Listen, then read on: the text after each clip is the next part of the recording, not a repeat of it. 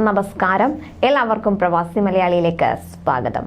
അടുത്ത കാലത്തായി യുഎഇയിൽ നിലവിൽ വന്ന തൊഴിൽ നിയമം ഏറെ ശ്രദ്ധിക്കപ്പെട്ടിരുന്നു. തൊഴിലാളികൾക്ക് കൂടുതൽ അവകാശങ്ങൾ അനുവദിച്ചു നൽകുന്നതും അവരുടെ തൊഴിൽ സംരക്ഷണം ഉറപ്പുവരുത്തുന്നതുമാണ് പുതിയ തൊഴിൽ നിയമത്തിലെ ഏറ്റവും പ്രധാന സവിശേഷത.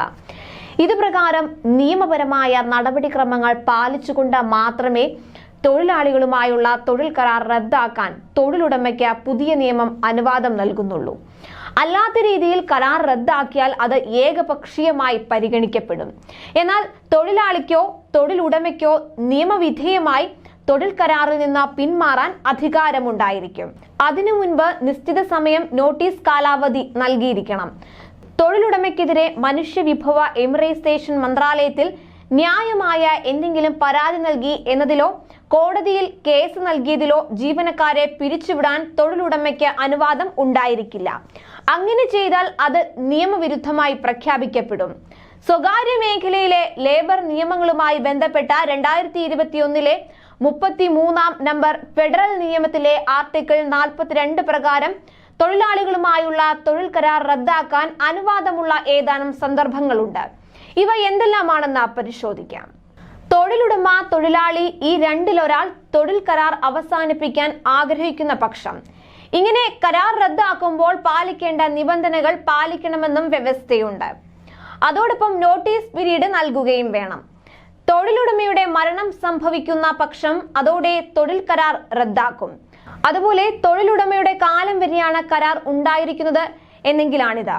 തൊഴിൽ കരാറിന്റെ കാലാവധി അവസാനിക്കുകയും അത് നീട്ടുകയോ പുതുക്കുകയോ ചെയ്തിരിക്കുകയും തൊഴിൽ കരാറിന്റെ കാലാവധി അവസാനിക്കുകയും അത് നീട്ടുകയോ പുതുക്കുകയോ ചെയ്യാതിരിക്കുന്ന സന്ദർഭം.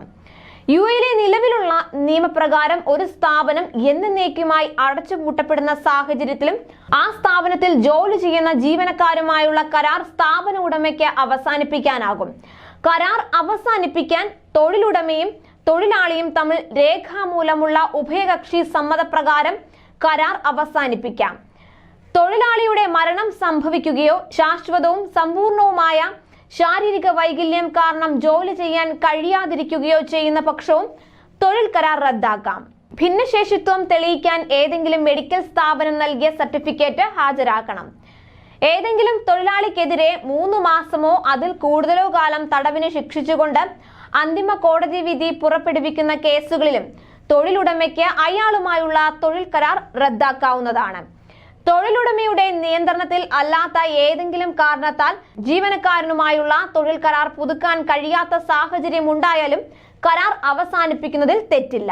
തൊഴിലുടമ പാപ്പരായി മാറുകയോ, അതായത് സാമ്പത്തിക പ്രതിസന്ധിയിലേക്ക് വഴിതിരിയുകയോ അല്ലെങ്കിൽ എന്തെങ്കിലും പ്രത്യേക കാരണത്താൽ പദ്ധതിയുമായി മുന്നോട്ട് പോവാൻ സാധിക്കാത്ത സ്ഥിതി വരികയോ ചെയ്താലും കരാർ അവസാനിപ്പിക്കാം. ഇത്തരം സന്ദർഭങ്ങളിൽ മാത്രമാകും തൊഴിൽ കരാർ റദ്ദാക്കാനുള്ള അനുവാദമുള്ളത്.